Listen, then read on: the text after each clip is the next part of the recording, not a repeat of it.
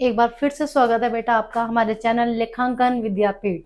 जैसा कि आप सभी जानते हैं, लेखांकन विद्यापीठ एक ऐसा प्लेटफॉर्म है जो आप लोगों के लिए सारे सब्जेक्ट्स एक ही चैनल के थ्रू प्रोवाइड करवाने जा रहा है। तो आप लोगों को बेटा क्या करना है, हमारे चैनल को सब्सक्राइब करना है और हमारे वीडियोस को लाइक करना है।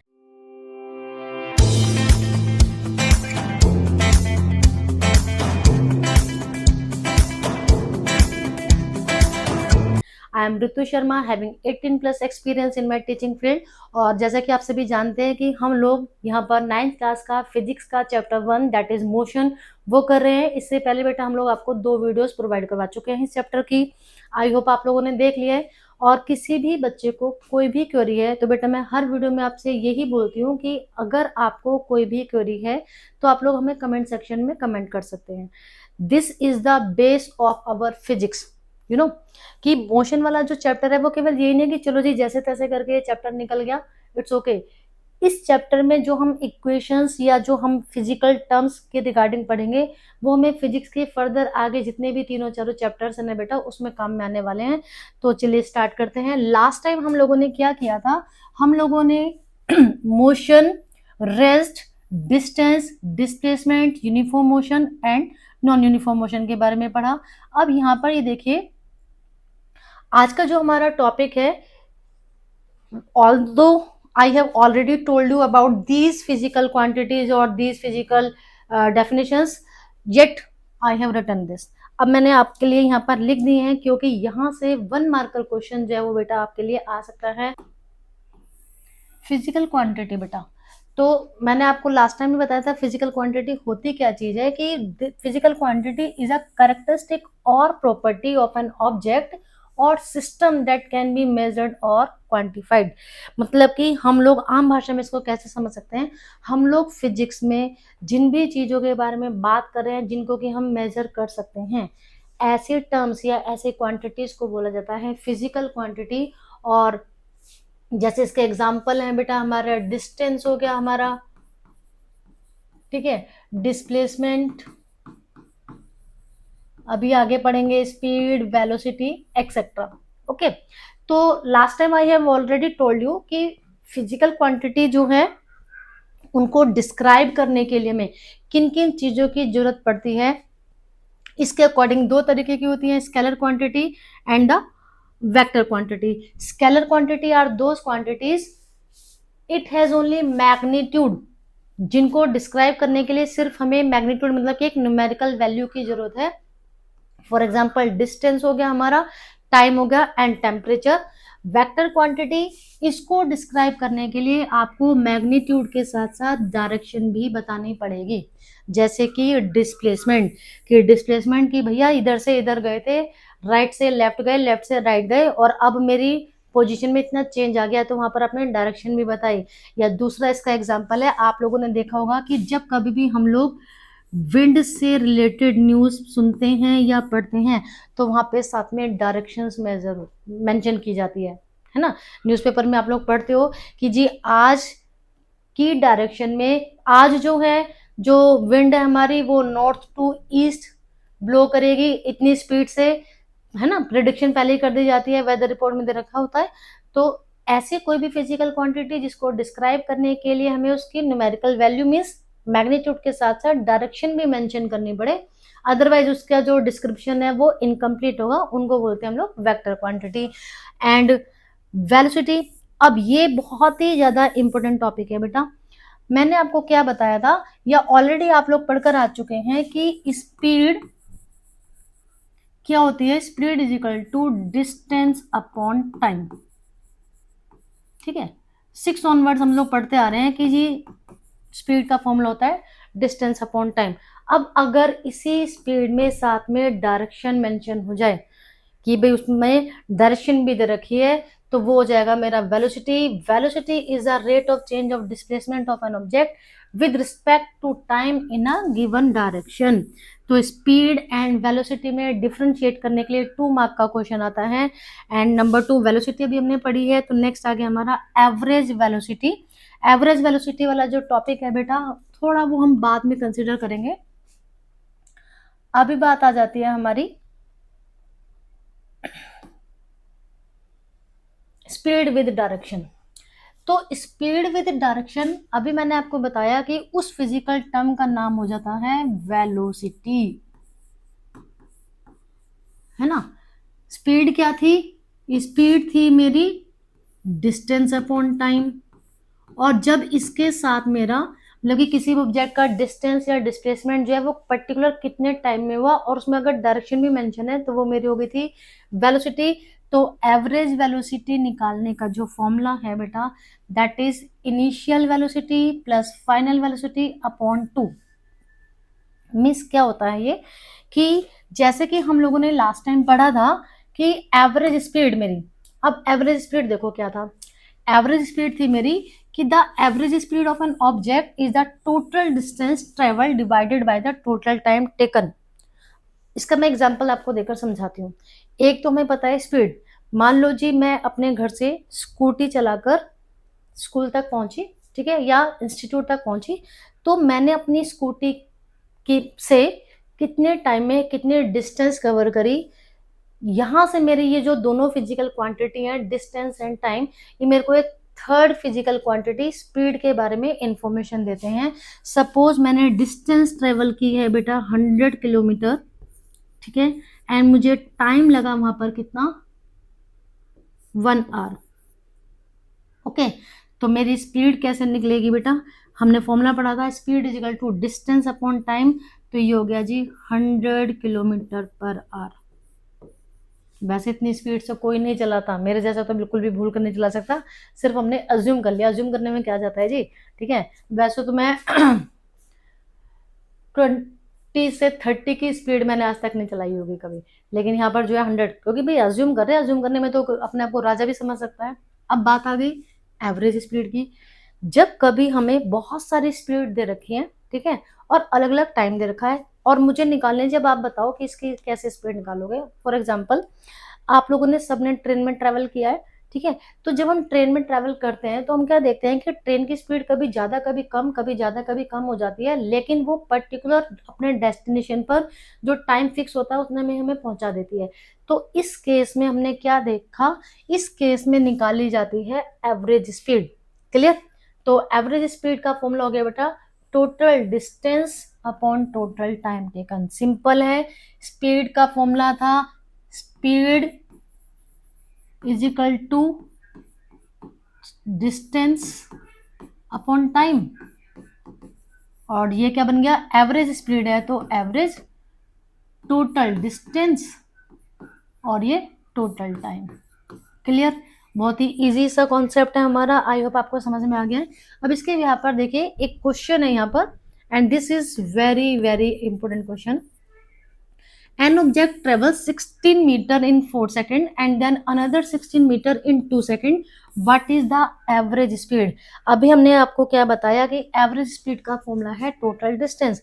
तो बेटा फिजिक्स के न्यूमेरिकल करने का एक मेथड है, सबसे पहले आपको गिवन लिखना मैंडेटरी है, ठीक है। तो गिवन से क्या होगा, आपको क्वेश्चन में क्या क्या चीजें दे रखी हैं और क्या आपको कैलकुलेट करना है वो सब आप यहीं पर ही लिख दोगे। हाफ मार्क्स का होता है ये गिवन। क्लियर? तो क्योंकि स्टेप बाय स्टेप हमें करना है। फर्स्ट डिस्टेंस हमें कितनी दे रखी है 16 मीटर, सेकंड की डिस्टेंस कितनी दे रखी है 16 मीटर, हम लोगों को क्या पता है टोटल डिस्टेंस, तो 16 प्लस 16 32 कर लिया। सेम फर्स्ट टाइम ये रहा, सेकंड टाइम ये रहा, टोटल टाइम हमारा हो गया, फॉर्मूले में पुट कर दी वैल्यू, तो मेरे पास निकल के आ गया 32/6 is equal to 5.33 metre per second. Clear? तो आपको होप है आपको समझ में आ गया होगा। अब बात करते हैं जी एवरेज वेलोसिटी की। तो जो एवरेज वेलोसिटी है बेटा average velocity is the change in the position of an object in a given direction divided by the time it took for the object to move from the initial position to the final position. हमने क्या पढ़ा था कि जो velocity है वो हमें एक तरीके का डिस्प्लेसमेंट निकालने में हेल्प कर रही है, मतलब कि पहले उस ऑब्जेक्ट की पोजीशन क्या थी, इतने टाइम के बाद अब उसकी पोजीशन क्या हो गई, तो वो हो गई हमारी वेलोसिटी। ठीक है, अब सेम केस कि बार बार उसकी जो है पोजीशन चेंज हो रही है, 2-3 बार चेंज हुई है जी, 2-3 बार टाइम भी चेंज हुआ, तो उस केस में हम क्या करेंगे, हम एवरेज वेलोसिटी निकालेंगे। और एवरेज वेलोसिटी का फॉर्मूला है बेटा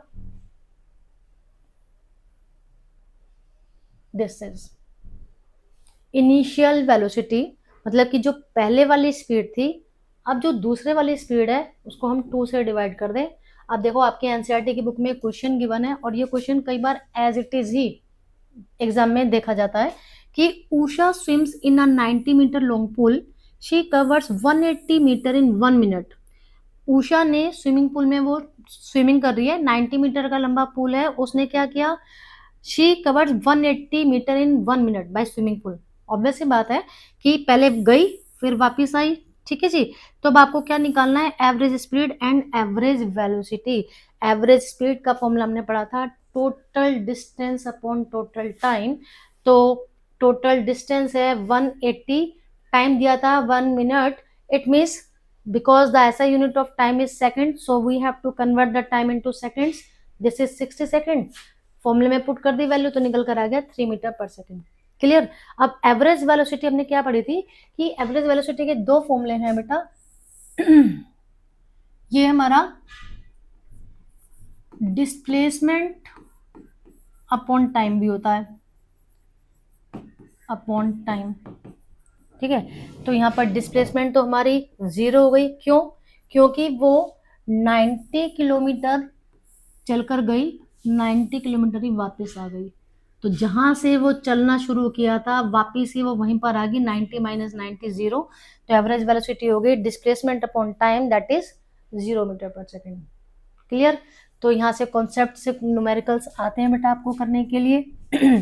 अब सबसे इंपॉर्टेंट टॉपिक इस चैप्टर का, जो कि समझो इस चैप्टर की बैकबोन है, तो ये आपको बहुत अच्छे से पढ़ना है, rate of change of velocity. अब ये देखो बेटा, rate of change of velocity का क्या मतलब होता है कि वेलोसिटी जो है वो कितने टाइम में कैसे चेंज हो रही है भाई। द रेट ऑफ, जहां पर भी वर्ड लग जाए इसका मतलब है कि वहां पर कितने टाइम में कोई भी इवेंट हो रहा है, उससे हमारा कोई लेना देना है।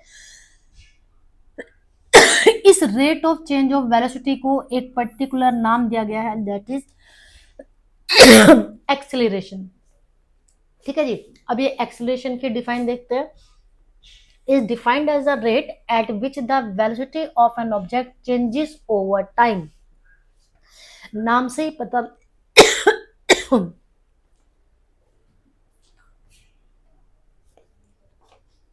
ठीक है बेटा। तो एक्सेलरेशन आपको समझ में आ गया है कि कितने टाइम में हमारी वेलोसिटी चेंज हुई है। It is a measure of how quickly of an object speeds up, slows down और चेंजेस डायरेक्शन। आप लोगों ने बेटा सबने ये एक्सेलरेशन वर्ड का जो यूज है वो अपने डे टू डे लाइफ में किया है। आज की डेट में रेयरली ही कोई बच्चा हमें देखने के लिए ऐसा मिलता है जिसको ड्राइविंग नहीं आती है ना, तो सब अपना स्कूटी लेकर बाइक लेकर दौड़े रहते हो। तो उसमें आपने एक्सेलेटर का बटन बताना कि यार गियर दे दे, स्पीड बढ़ानी है, यार ब्रेक लगा दे। तो हम लोग क्या करते हैं अकॉर्डिंग टू सिचुएशन कभी अपने व्हीकल की स्पीड को बढ़ा रहे हैं, कभी कम कर रहे हैं, कभी बढ़ा रहे हैं, कभी कम कर रहे हैं। तो जब स्पीड में चेंज आ रहा है, ऑब्वियस सी बात है, कभी आपने जब स्पीड बढ़ाई है कम करी है तो कुछ ना कुछ टाइम उसमें लगा है, तो वो कितने टाइम में स्पीड चेंज हुई दैट इज कॉल्ड एक्सेलरेशन। तो इस एक्सेलरेशन का फॉर्मूला हो गया बेटा हमारा acceleration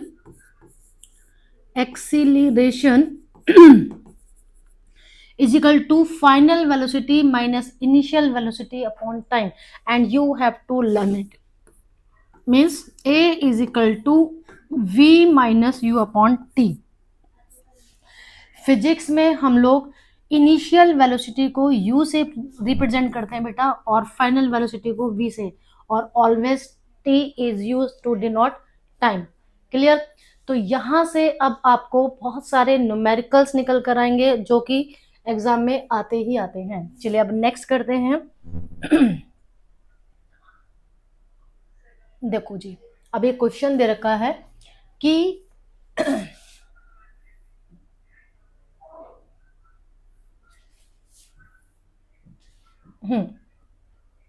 starting from a stationary position. इस क्वेश्चन को ध्यान से समझ लेना। जब कभी भी क्वेश्चन में आपको ऐसी सिचुएशन दी जाए कि कोई ऑब्जेक्ट स्टेशनरी पोजीशन से चलना शुरू कर रहा है, या वो पहले रेस्ट में था अब उसने चलना शुरू किया, रेस्ट में था, ये देखो रेस्ट मैंने आपको क्या बताया था कि जब कोई भी ऑब्जेक्ट की पोजीशन चेंज नहीं हो रही है केवल टाइम चेंज हो रहा है, लेकिन स्पीड के लिए तो मुझे क्या चीज चाहिए, डिस्टेंस एंड टाइम दोनों चीज चाहिए थी। तो यहाँ पर क्या हुआ, सिर्फ टाइम चेंज हुआ। इट मीन्स जब कभी भी मुझे ऐसी सिचुएशन आ जाए कि स्टेशनरी पोजीशन से स्टार्ट किया उसने, तो हमारे पास जो स्टार्टिंग की वेलोसिटी होगी बेटा वो हमारी होगी ऑलवेज जीरो। क्लियर। बस इस फंडे को अगर आपने अपने दिमाग में रख लिया तो मोशन वाला चैप्टर के न्यूमेरिकल्स कोई दुनिया की ताकत आपसे गलत नहीं करवा सकती, क्योंकि यहाँ पर बस बच्चे इसी में कंफ्यूज हो जाते हैं।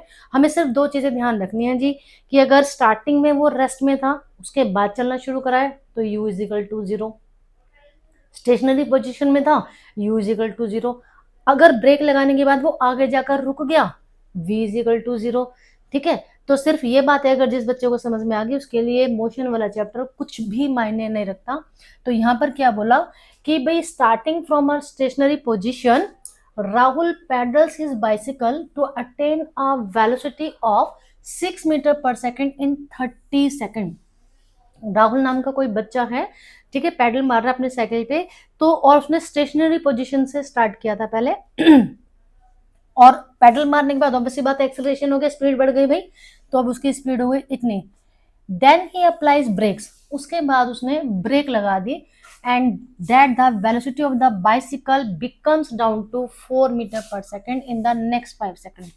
अब ब्रेक लगाए, अब ऐसा तो नहीं कि एकदम से ब्रेक लगा दिए, ब्रेक लगाते लगाते धीरे धीरे करके उसकी जो स्पीड है अब वो 4 मीटर पर सेकेंड हो गई, कितने में, 5 सेकेंड में। तो हमें क्या निकालने के लिए बोला है कि बोथ केसेस में एक्सेलरेशन निकालो। यहाँ पर बेटा देखो दो सिचुएशन दे रखी है हमें। पहले वाले केस में राहुल की जो साइकिल थी स्टार्टिंग में वो रेस्ट पोजीशन पे थी, फिर उसने चलना शुरू करा, पैडल मारे, तो initial velocity zero first case की, u zero, final velocity 6, time already में 30 सेकंड दे रखा है, फॉर्मूला हमने लगा दिया a is equal to v minus u upon t, और जो एक्सेलरेशन है उसकी यूनिट जो है वो आपको बहुत ही ध्यान से लिखनी है, metre per second square. Some time बच्चे पूरा गिवन कैलकुलेशन सब ठीक कर देते हैं, यहाँ पर आकर गलती कर देते हैं, यहाँ पर लिख देते हैं जी मीटर पर सेकंड, और यहाँ पर बच्चे का हाफ मार्क्स जो है वो डिडक्ट हो जाता है। तो आपको इतना ब्लंडर मिस्टेक नहीं करनी है। The SI unit of acceleration is metre per second square. अब बात करते हैं सेकंड केस की, जब उसने ब्रेक अप्लाई कर दिए थे तो स्टार्टिंग में उसकी स्पीड कितनी थी जी, क्योंकि ब्रेक लगाने से पहले वाली स्पीड को हमें कंसिडर करना है, ब्रेक लगाने से पहले वाली उसकी स्पीड है 6 मीटर पर सेकंड। तो अब सेकंड केस में ये उसकी क्या होगी, इनिशियल वेलोसिटी। क्लियर। अब उसने क्या लगाया, ब्रेक लगा दिया, ब्रेक लगाने के बाद उसकी स्पीड दे रखी है ये, अगेन फॉर्मूले में पुट कर दी हमने वैल्यू, तो यहाँ पर हमारा क्या निकल कर आ गया, -4 मीटर पर सेकंड स्क्वायर। तो कुल मिलाकर अब यहाँ पर क्या बात सामने आई कि जो मेरा एक्सेलरेशन है वो मेरा पॉजिटिव भी आ सकता है और नेगेटिव भी आ सकता है। जब नेगेटिव एक्सेलरेशन आता है तो उस नेगेटिव एक्सेलरेशन को एक word that is called retardation भी बोला जाता है। तो समटाइम्स बच्चों को कंफ्यूज करने के लिए नेगेटिव एक्सेलरेशन वर्ड ना देकर क्वेश्चन में रिटार्डेशन वर्ड दे देते हैं। क्लियर। तो आपको क्वेश्चन को समझकर खुद से आइडेंटिफाई करना है कि मुझे यहाँ पर ए की वैल्यू जो है वो पॉजिटिव लेनी है या नेगेटिव लेनी है। जैसे यहाँ पर तुमने ए को कैलकुलेट किया है, लेकिन जरूरी नहीं है कि आपको ऑलवेज ए ही कैलकुलेट करने के लिए आए, हमें वी भी कैलकुलेट करने के लिए आ सकता है, टी भी आ सकता है।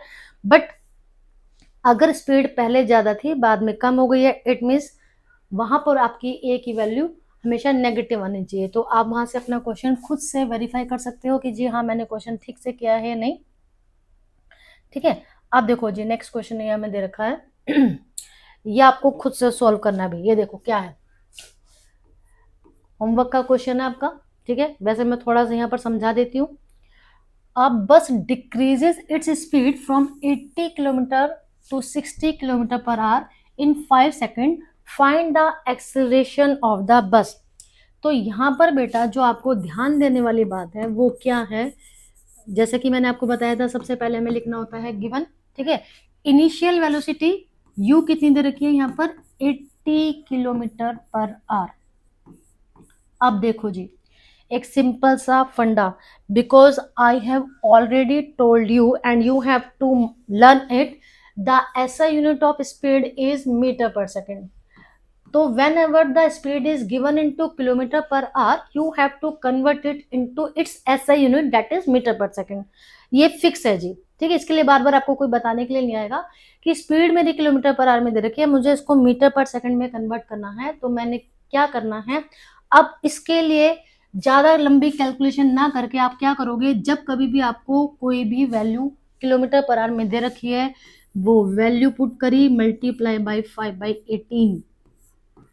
ठीक है जी। अब आप पूछोगे कि मैडम आप 5/18 कहाँ से लेकर आ गए, तो देखो, अब अगर मुझे सिंपली जो हम लोगों ने अपनी प्राइमरी क्लासेस में सीखा था वो क्या था बेटा, मुझे किलोमीटर को किस में कन्वर्ट करना है, मीटर में। And I know that there are 1000 meter in 1 kilometer, so I have to multiply 80 with 1000।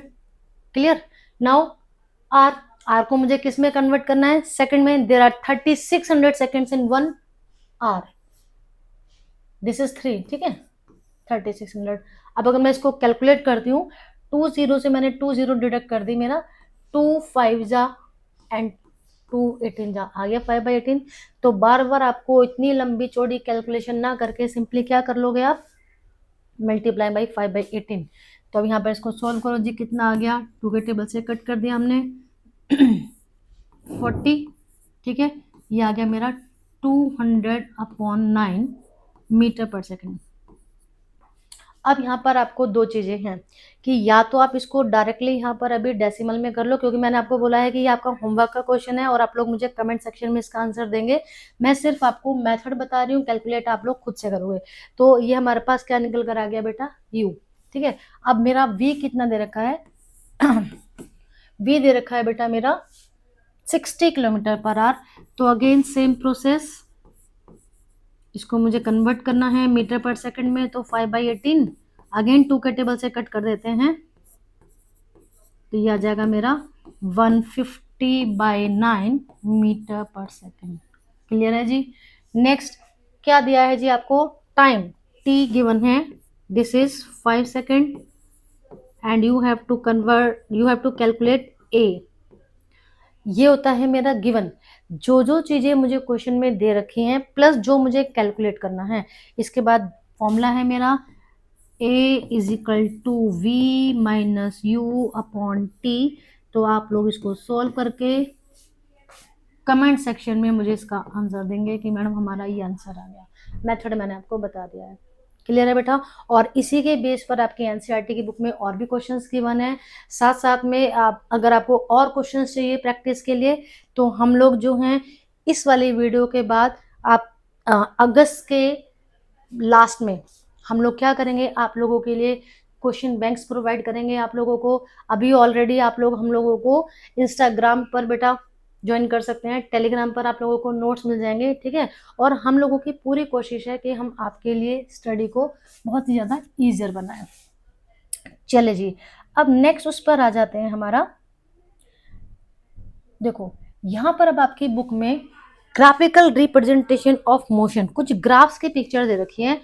पहले क्या होता था बेटा, ग्राफिकल रिप्रेजेंटेशन ऑफ मोशन को पूरा डेरिवेशन करने के लिए आता था एग्जाम में, लेकिन सीबीएसई की तरफ से अब वो जो ग्राफिकल रिप्रेजेंटेशन के डेरिवेशंस है ना, उसको डिलीट कर दिया गया है सिलेबस से। बट क्योंकि हमें आनी चाहिए, जो बच्चे आगे जाकर साइंस स्ट्रीम लेंगे उनको तो काम में आएंगे ही, तो इसलिए मैंने क्या किया है, आप लोगों के लिए डेरिवेशंस के लिए एक सेपरेट वीडियो बना दी है। अननेसेसरी अब हम इस वाली वीडियो को और ज्यादा लेंथी करें, मैंने आपके लिए ग्राफिकल रिप्रेजेंटेशन का जो डेरिवेशंस है वो एक सेपरेट वीडियो बना दी और जल्दी ही हम लोग आपको वो प्रोवाइड करा देंगे। तो अब यहाँ पर हम देखते हैं कि जो ग्राफ्स हैं वो हमें क्या बता रहे हैं, क्योंकि इन ग्राफ से रिलेटेड क्यों मैं यहाँ पर आपको बता रही हूँ, कौन सा ग्राफ कौन सी फिजिकल क्वांटिटी को कैलकुलेट करने में हमारी हेल्प करेगा, यहाँ से रिलेटेड क्वेश्चन जो है वो एमसीक्यू में आ जाता है, या फिर 1 मार्क का क्वेश्चन, या फिर असर्शन रीजन में। तो ये देखो लीनियर ग्राफ आप लोगों को बनाने आते हैं ना, तो ये है, इस वाले ग्राफ का नाम है distance time graph. Distance time graph, जो टाइम है हमारा वो एक्स एक्सिस पर लिया जाएगा और जो मेरे डिस्टेंस है वो वाई एक्सिस पर ली जाएगी। तो डिस्टेंस टाइम ग्राफ जो है वो मुझे जो फिजिकल क्वांटिटी कैलकुलेट करने में हेल्प करता है, दैट इज स्पीड। इस डिस्टेंस टाइम ग्राफ से ही रिलेटेड अभी हम आगे मोशन की तीन इक्वेशंस के बारे में पढ़ेंगे। अभी इन ग्राफ से आपको क्या पढ़ना है कि अगर आपको कोई डिस्टेंस टाइम ग्राफ दिखा रखा है और आपसे पूछा जाए कि उस ऑब्जेक्ट की स्पीड भी कैलकुलेट करो, साथ साथ में ये भी बताओ कि उसकी स्पीड यूनिफॉर्म है या नॉन यूनिफॉर्म है। हम लोगों ने क्या पढ़ा था कि अगर कोई object equal distance equal interval में कवर कर रहा है तो मेरी क्या हो जाता है वो मोशन यूनिफॉर्म। यहाँ पर देखो, अगर डिस्टेंस टाइम ग्राफ में ये जो इसका स्लोप है वो एक स्ट्रेट लाइन आती है, ये स्ट्रेट लाइन मुझे ये इंडिकेशन दे रही है कि this motion is uniform motion और दिस इज यूनिफॉर्म स्पीड। ठीक है जी। इसके बाद देखो, अब यहाँ पर टाइम तो मेरा इक्वल है, 2 का गैप आ रहा है, लेकिन जो मेरी कवर डिस्टेंस है, अब जब उसने जो कवर की तो यहाँ पर ये एक डाटा क्यूज से था, आपके बुक में है, लेकिन अगर आपका डिस्टेंस टाइम ग्राफ एक कर्व की फॉर्म में आ जाता है, आपको इनका दोनों को क्या करना है, इनकी नेचर चेक करनी है कि अगर स्ट्रेट लाइन आ रही है तो ऑलवेज वो यूनिफॉर्म मोशन शो कर रहा है, और अगर वो कर्व आ गया है तो हमेशा वो क्या होगा बेटा, नॉन यूनिफॉर्म मोशन। तो distance time graph of an object with non uniform speed, यहां से ग्राफ दिखाकर आपसे उनका मोशन की टाइप पूछी जा सकती है। The next one is velocity time graph. ये बात बेटा दिमाग में रख लेना कि टाइम हमेशा हमारा एक्स एक्सिस पर ही आता है, चाहे तो हम लोग डिस्टेंस टाइम ग्राफ प्लॉट करना चाह रहे हैं या फिर हम लोग वेलोसिटी टाइम ग्राफ प्लॉट करना चाह रहे हैं। तो यहाँ पर जो मेरा ये शेडेड पार्ट है, ठीक है, ये जो मेरा कलर्ड पार्ट है, ये एरिया जो है वो मुझे वेलोसिटी टाइम ग्राफ के बारे में इंफॉर्मेशन दे रहा है, और वेलोसिटी टाइम ग्राफ से मैं क्या निकालती हूँ, डिस्प्लेसमेंट। तो यहां से अब क्वेश्चन आपको कैसे बनकर आते हैं कि आपको ग्राफ की पिक्चर दे दी या फिर ग्राफ का नाम दे दिया कि which physical quantity can be measured with the help of a velocity time graph, that is displacement. Same question मैंने आपको अभी बताया ही है। ठीक है जी, चलिए अब नेक्स्ट करते हैं। अब देखें यहाँ पर ये velocity time graph of a car moving with uniform acceleration. अगर उस ऑब्जेक्ट का यूनिफॉर्म एक्सीलरेशन है तो हमें ये जो शेडेड पार्ट हमारे पास निकल आया है, इस शेडेड पार्ट का मैं अगर एरिया कैलकुलेट करती हूँ, जैसे कि यहाँ पर एक ट्रायंगल बन गया है मेरे पास और एक रेक्टेंगल बन गया है, मिलाकर ये वाली जो फिगर है वो मुझे क्या रिजेम्बलेंस दे रही है, एक ट्रिपेजियम की, है ना। तो मैं इस ट्रिपेजियम का जब एरिया निकालूंगी तो मेरे पास डिस्प्लेसमेंट की वैल्यू निकल कर आ जाएगी। यहाँ पर अब हमें अगेन दिखा रखा है कि अगर मेरा जो उसकी वेलोसिटी है वो क्या हो रही है, टाइम के साथ साथ डिक्रीज हो रही है, और वेलोसिटी कभी इंक्रीज और कभी डिक्रीज हो रही है, तो ये हो गया मेरा uniform motion and this is my non uniform motion. तो ये कुछ ग्राफ्स हैं बेटा जो हमें जानने में मदद करते हैं ऑब्जेक्ट की मोशन की नेचर के बारे में। आज की वीडियो में सिर्फ हम लोग इतना ही करते हैं, क्योंकि इससे नेक्स्ट जो इक्वेशंस ऑफ मोशन है बेटा, जो कि इस चैप्टर के लिए बहुत ही एसेंशियल पार्ट है, वो हम नेक्स्ट वीडियो में करते हैं। ठीक है, तो मिलते हैं नेक्स्ट वीडियो में। आप हमारे चैनल को सब्सक्राइब करना ना भूले, साथ साथ में वीडियो को लाइक एंड शेयर करना है। ओके बेटा।